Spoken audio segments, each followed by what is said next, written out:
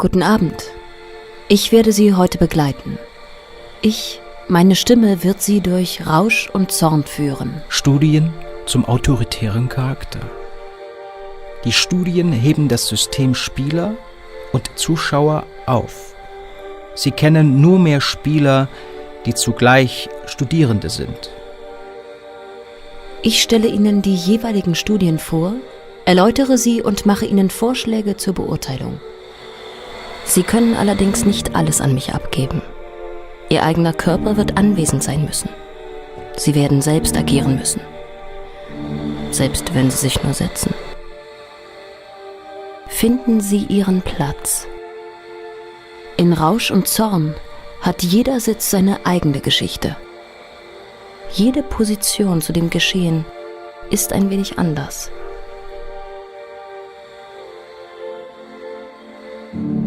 Betrachten Sie das Publikum. Nicht zufällig geht es in der Institution des Theaters darum, zu sitzen. Alle Bürger, das zeigt das gemeinsame Sitzen im Theater, können sitzen. Alle Bürger herrschen. Doch diese Herrschaft hat einen Preis im Theater. Betrachten Sie jedes einzelne Gesicht.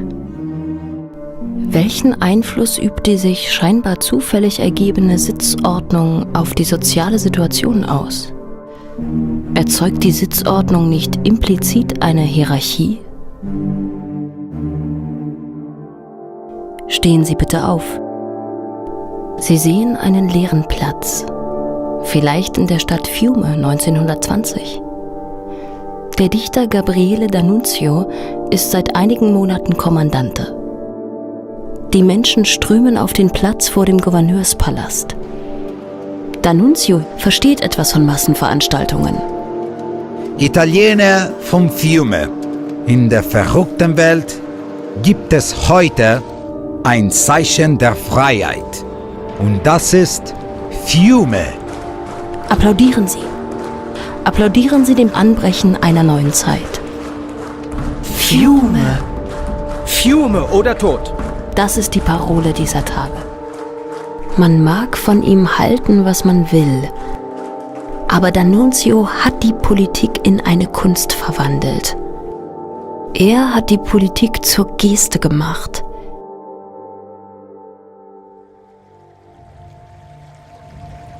Beobachten Sie, was geschieht. Eine Gruppe sammelt sich in einer Ecke des Platzes. Dies sind also die Arbeiter. Eine formlose Masse. Die wollen sicher den Platz überqueren. Das müssen sie verhindern.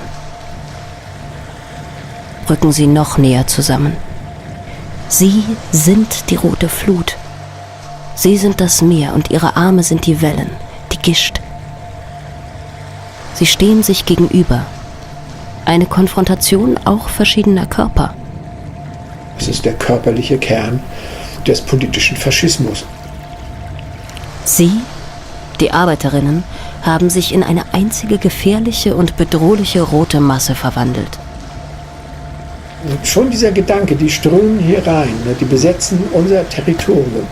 Es ist eine totale Umsetzung in eine halluzinatorische Wahrnehmung.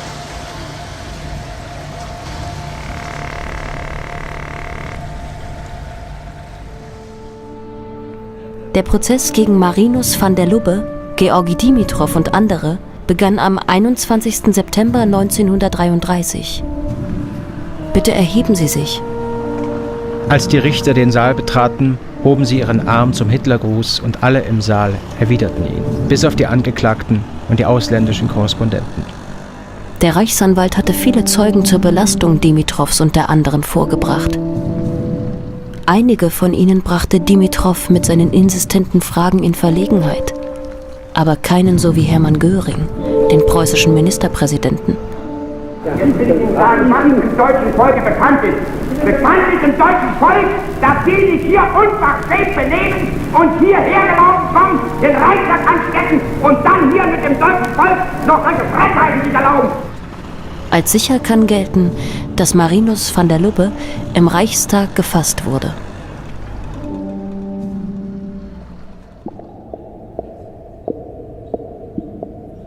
Drehen Sie sich zu der Person hinter Ihnen um. Machen Sie sich miteinander bekannt. Für die Interviewsituation der Studien zum autoritären Charakter war dies die Voraussetzung. Im Mittelpunkt stand das potenziell faschistische Individuum, dessen Struktur es empfänglich für antidemokratische Propaganda macht. Ihnen werden Fragen gestellt. Antworten Sie knapp. Wer hat nach Ihrer Meinung heute die wirkliche Macht im Staate? Glauben Sie, dass die Juden eine Bedrohung darstellen oder nur unangenehm sind? Wie würde eine ideale Gesellschaft aussehen? Bitte stehen Sie auf. Es ist Zeit für den großen Austausch. der geheime Plan unserer Regierung, der EU, des Kapitalismus, der Globalisten, des Weltjudentums, uns alle auszutauschen. Die Fantasie vom eigenen Untergang, vom Untergang des eigenen, weil man zu nachgiebig war, weil man auf die warnenden Stimmen nicht gehört hatte. Die Umkehrung der Kolonialgeschichte, die Geflüchteten, alles Kolonisatoren. Sie kennen den Mythos? 300 Spartaner, die den Engpass der Thermophylen gegen die Übermacht der Perser verteidigen. Europa gegen Asien, das eigene gegen das Fremde. Sie spielen die Angreifer in dieser Inszenierung, die Perser. Die anderen, da drüben, das sind die Spartaner. Machen Sie sich bereit. Trampeln Sie mit den Beinen auf den Boden. Die anderen sollen Sie hören. Schauen Sie Ihre Gegner an. Auge in Auge. Wie wollen Sie Ihr Gegenüber bearbeiten? Es geht aber nicht darum zu gewinnen. Jeder weiß, dass Sie am Ende untergehen werden.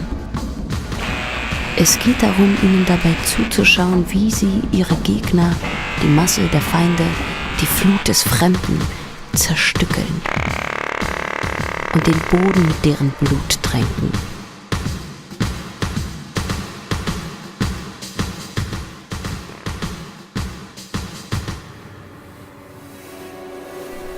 Es ist spät geworden.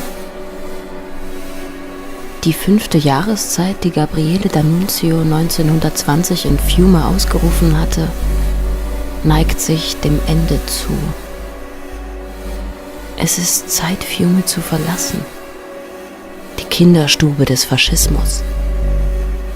Stehen Sie auf.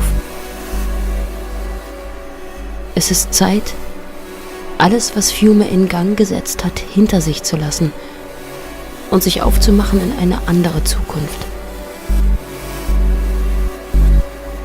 Verlassen Sie rückwärtsgehend das Theater. Schauen Sie zurück. Wie lässt sich die Hoffnung auf eine Umwälzung der Verhältnisse in dieser Welt aufrechterhalten? Müssen wir den Raum der Geschichte erneut betreten, ihre Gesten begreifen und andere Gesten erschaffen?